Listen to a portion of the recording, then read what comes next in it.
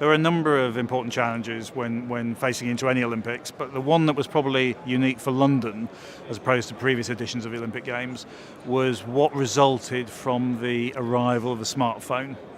So in Beijing, 2008, the smartphone in the shape of the iPhone had only been out 1 year, and it really had no material impact. By the time it came to London, there was an expectation that you'd be able to consume results and other information in real time in the palm of your hand. So dealing with that, parts of dealing with that were easy in terms of producing an app that you could download, and 12.5 million people downloaded our results app. But the real challenge for us was dealing with the constraints around London's 3G infrastructure. And so what we did, we worked very closely with BT and the mobile network operators to get lots of special temporary infrastructure in the park and other venues, and also working very closely with BT and Cisco, we had a high-density public Wi-Fi system implemented across the park.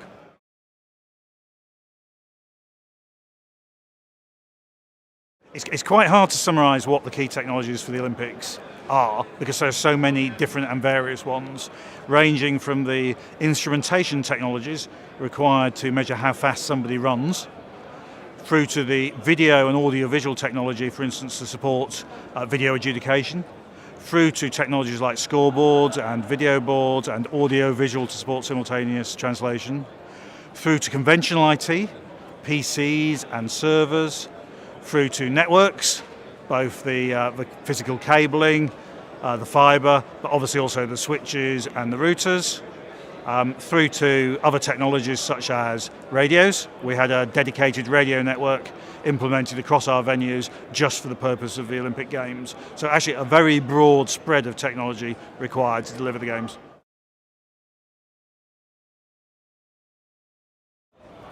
Obviously, with a project on this scale, there are always a lot of learnings that you come away with.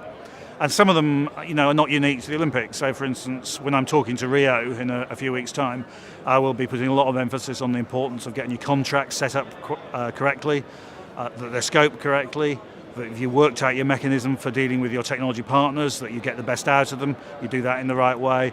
I'll put a lot of emphasis on hiring. Probably the single most important thing you can get right or get wrong when managing a big project like this is your team.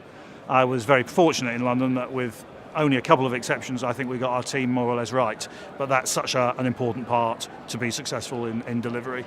I think the other big learning area for me would be increasingly delivering an Olympics is about how you manage some of those areas that you're not directly accountable for, but which nevertheless impact you.